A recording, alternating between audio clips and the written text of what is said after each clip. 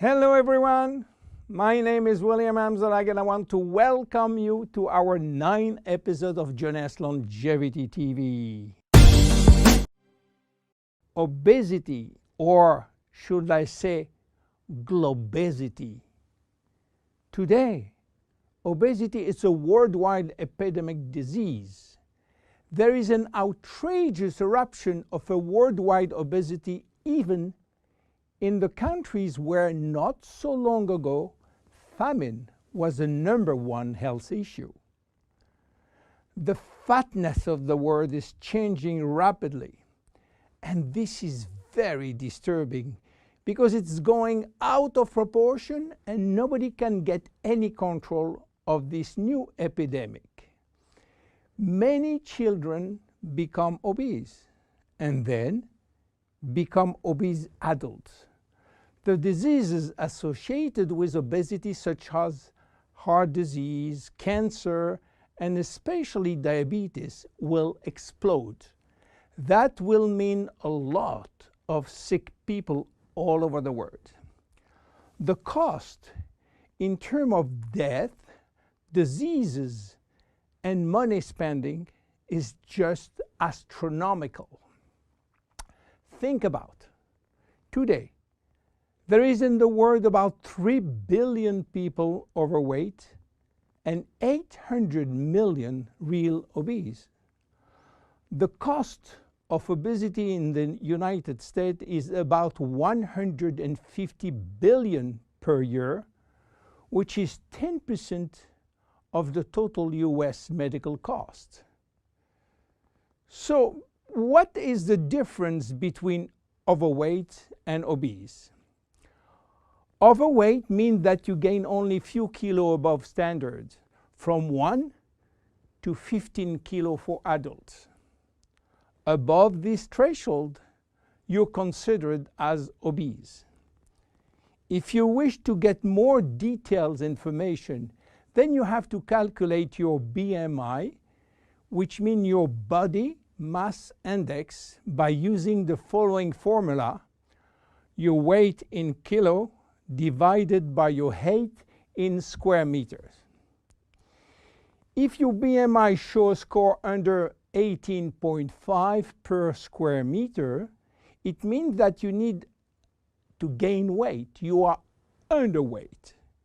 If it is between 18.5 and 25, you are in normal standard. Between 25 and 30, you are overweight, and above 30, you are qualified for obesity. Note that BMI is a standard tool which do not apply in extremes like very tall people or very small people, and also should be adapted to children. Why people become obese? It is very simple in theory, but become more complicated when we reach fat metabolism. We are gaining weight or fat when we eat more than we spend in terms of calorie, or when we spend less than we eat in terms of calorie. So how do we get energy? The body will get energy only from the food, knowing that 1 gram of carbohydrate will release 4 calories, same for proteins, but 1 gram of fat will release 9 calories.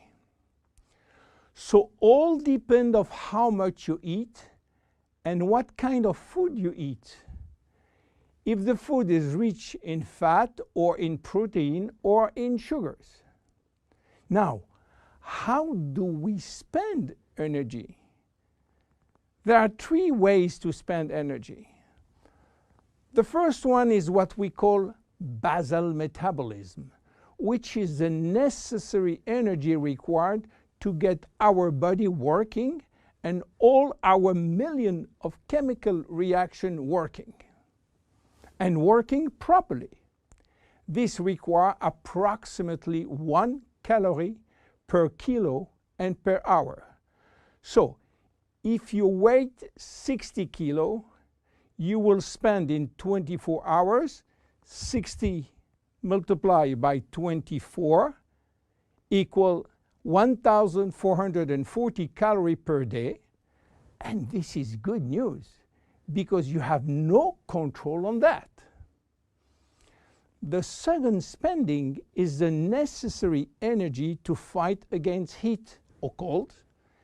And these depend on the environment and the way that you are protected against heat or cold. It is called thermogenesis. And again, you have little control on that. The third one is the energy required to move your body, and that is entirely up to you. This is to say that physical activity is the only controllable way to spend energy.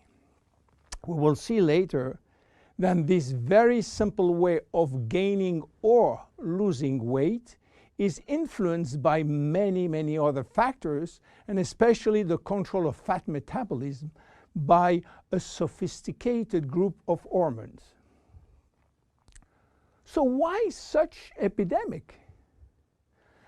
To understand, we have to go back 20,000 years ago. As surprising that it can be, our genes have not changed for the last 20,000 years. At this time, life for humans was quite difficult.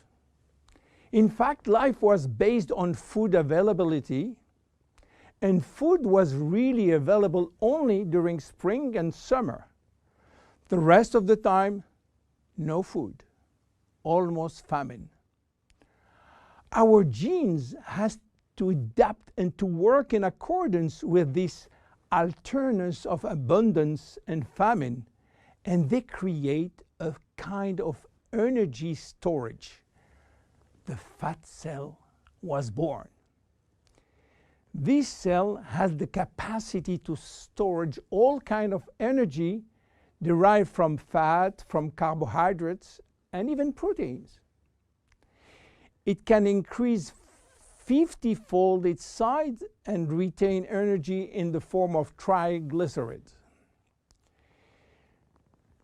Because of uncertainty of food availability, our genes were oriented toward the saving mode, which means that every time we eat, all the energy coming from the food was oriented in the storage facility. What happened 20,000 years later? Our genes are still oriented towards saving mode, but there is no more famine. On the contrary, the new society offers an extreme abundance of food rich in calories, and that all over the year. And guess what happened? Everything is going first in storage. And once in storage, it is very difficult to get out. You understand now why it is very difficult today not to gain weight or fat. But there is another factor. 20,000 years ago, in order to bring food at home, men were hunting, fishing, or climbing trees to get fruits. And that was a huge energy spending mode. Today, with a new technology created for lifting heavy items or escalator or elevator, we reduce drastically our energy spending. You understand now why it is so easy to gain weight or fat. What are the consequences of obesity in terms of health and longevity? To make a long story short, it is a disaster. Being and staying obese will lead to a long list of chronic diseases, including cardiovascular disease, diabetes, cancer, metabolic syndrome, and consequently a drastic shortening of life. That will not account for the uncomfortable physical, emotional, and mental consequences of being heavy for ourselves and for our relationship.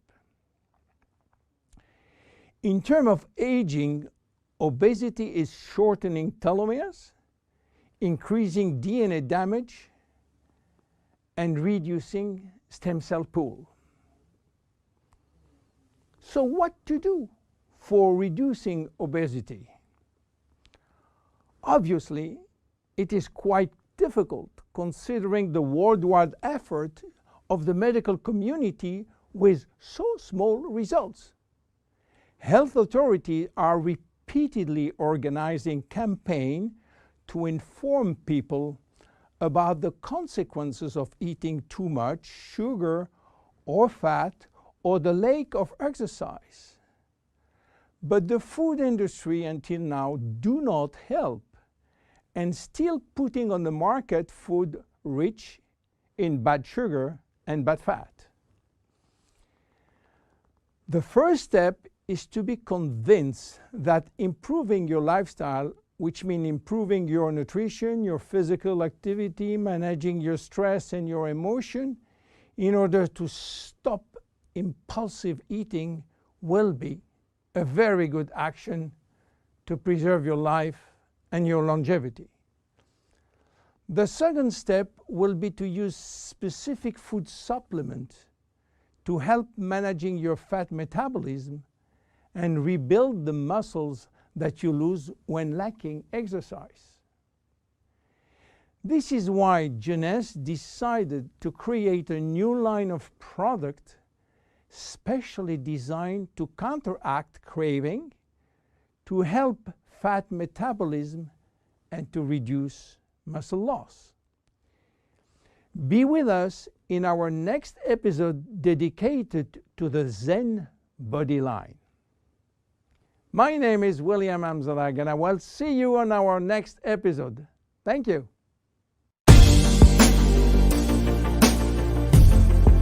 Jeunesse. We are redefining youth.